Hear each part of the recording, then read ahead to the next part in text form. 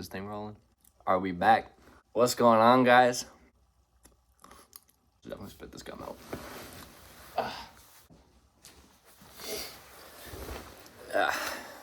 You know, I have a dream that one day I'll do a normal intro and everything like that, but not today. So I did a poll on my Instagram trying to figure out what exactly I should talk about today.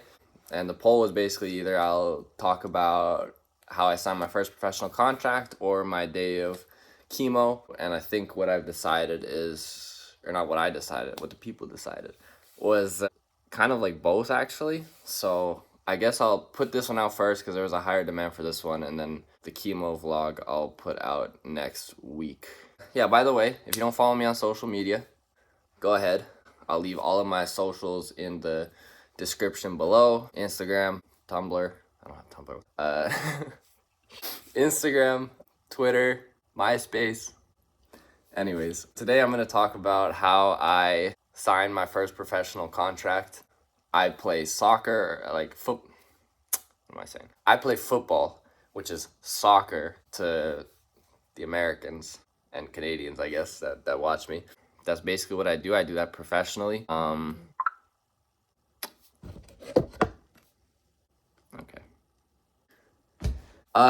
So I do that professionally. And by the way, guys, I play forward. I've been playing pro for now 2.5 years, and this cancer has kind of made me have to take a little break.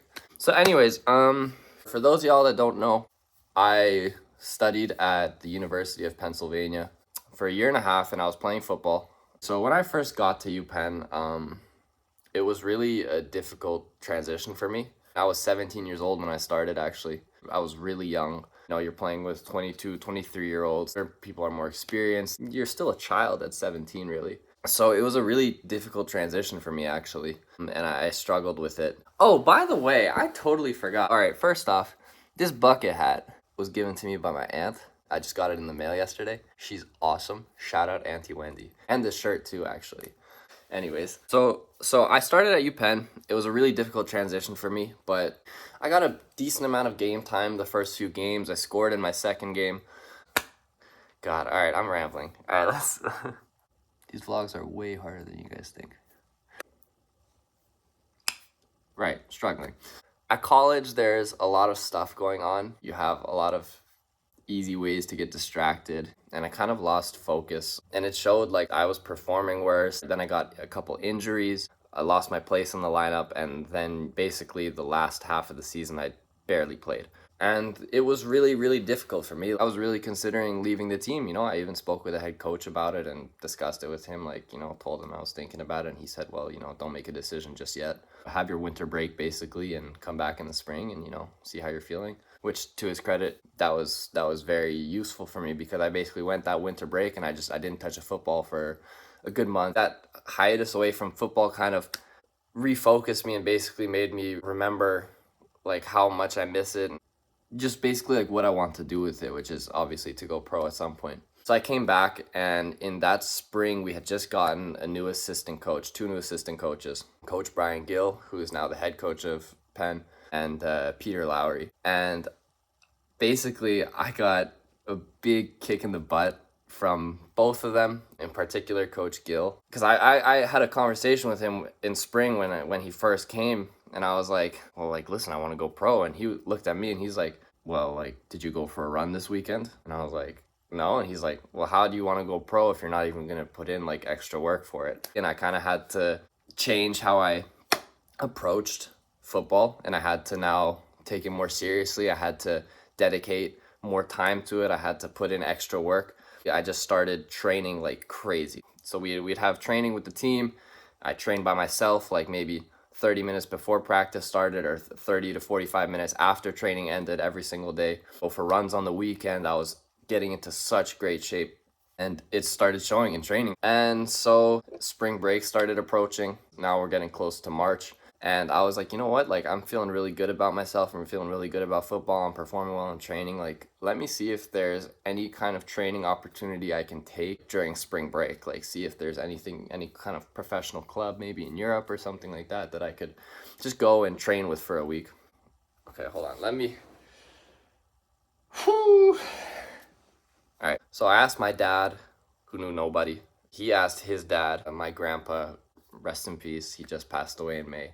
He reached out to my dad's old basketball coach, who reached out to some other person who reached out. Basically, it just kind of went like that. And they were able to find me an opportunity to train with this club in Ukraine that's in the second level of the football pyramid there, second division for people in, I guess, America. I was really excited at this opportunity. Spring break comes around. I fly to Ukraine. I show up. I'm extremely jet lagged. I have an assignment that is due at like midnight in the US time that I haven't quite finished yet, that I had to stay up all night doing, which was a total nightmare. Don't leave your work till last minute, guys. Don't do that, especially when it's like 45% of your grade. But anyways, so I arrive in Ukraine, in Kiev. I see my grandparents. I stay at their place, and my grandpa tells me that, hey, listen, tomorrow morning, the first team of this club has a game. It's a friendly match. It's like not in the league or anything like that. It's just a friendly match they're playing. Why don't we go to it? You never know who we run into. I was like, all right, yeah, like that sounds good. Finish up my assignment, whatever it was, like 2 in the morning or something like that. Go to sleep, wake up the next day, and we go to this game. I think at this point I'll tell you the name of the club, Obolon. FC Obolon. They have one of the largest breweries in Europe, but it's like a beer company, but they also are kind of like Coca-Cola in that they then make like a Coca-Cola like equivalent. They have like a Sprite equivalent. They have a lot of drinks. They make like some foods. It's basically like Coca-Cola, but for Ukraine. It's really, really popular there. So that's who kind of owns that club. And so we go to this friendly game with my grandpa, and we watch the game. What happens is after the game ends, my grandpa goes like, wait a second, I'm going to go talk with some people. At this point, like I've arrived and we haven't gotten in touch with anybody from the club. I don't think like they knew really that I was coming. Like they might have like heard like, oh, like foreigner kid from Canada or whatever is coming to train, and they were like, okay, yeah, sure, but they never expected me to show up or whatever. So my grandpa ends up running into the director of the club. From what he told me afterwards of the conversation, it basically went something like this: hey, like my grandson is here. He's from the US. Well, he's from Canada, but he's living in the US. He's come here. We had agreed that he would train with the club, with the reserve team. And the director goes, who? We don't know any kid that's coming here. We weren't expecting this. My grandpa, in his very like sweet kind of charming way, just spoke with the guy, and the guy's like, you know what, like kid flew from America, like don't worry, reserve team has a game tomorrow, a friendly match tomorrow. We'll put him in the game and we'll take a look at him. And so again, like all I really wanted was training, and now I'm being thrown into a trial match. And yeah, so I think what I'll try and do is include like some photos that my grandpa took from that game. Keep in mind, like I was 18 years old. I made some bad hair choices. I had tried to dye my hair blonde, and it came out like orange or something like that. I guess me being bald now is like punishment for that. Ignore the hair, but just I'll see if I can throw some photos on the screen, and if I can, I'm just gonna cut this part out because no one needs to hear this. I play in the game, and I had one of the best games, if not the best game of my life up until that point. I scored 2 goals, had an assist, had 1 goal that I scored from outside the box like crazy, flew into the upper 90. After I scored that second goal, though, the coach of the reserve team turned around to my grandpa and was like, who is this kid? Basically, I really, really impressed, and they immediately sent me up to the first team. I did enough with the first team. I played 1 friendly with them, kind of like 20, 25 minutes.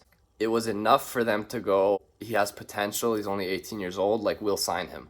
And that was crazy to me. So basically after like this week of just kind of this 1 game and then this other friendly game with the first team and then training kind of still with the reserves and a little bit with the first team, they were basically like, yeah, we would be ready to sign him. This all happened in March. In the summertime, I knew I had to make a decision because we had told the club I would make a decision in the summertime. You guys got to understand like what's kind of going through my head. I'm a kid that I grew up a little bit in Russia, but mainly in America. You know, I'm going to a good university that gives you a great potential job opportunities after you graduate. I have essentially like a path set up to be successful in that sense.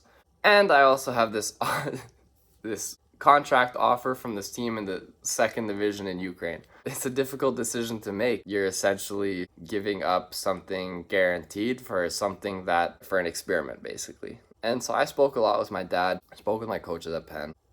I was still unsure, and basically I kind of agreed that I would do one more semester at Penn and then we would see. It wasn't really working out at Penn. To me, I knew that this was probably the one chance I would get to go pro.